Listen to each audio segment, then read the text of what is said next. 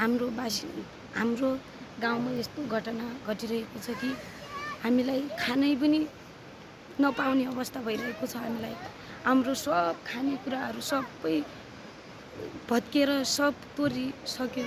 हाम्रो एउटा सहयोगी दाइ हुनुहुन्थ्यो, ऊ दाइले दिनुभयो चामलहरू दिनुभयो, तेलहरू दिनुभयो, नुनहरू दिनुभयो। हामीले हिजो साँझ ज्याउलो बनाएर खाएको छौँ। अहिलेसम्म म त घाइते नै भएको छु।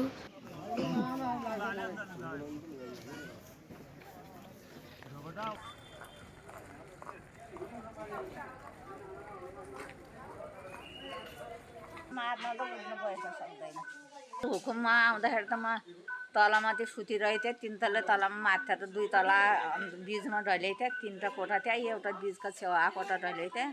ती ढले बेला माझमा ढल्याए अलिक के हुन्थ्यो, छेउ ढल्याए माझ बिचमा थिएँ। सबै आइन पुरिलेछ सर मलाई।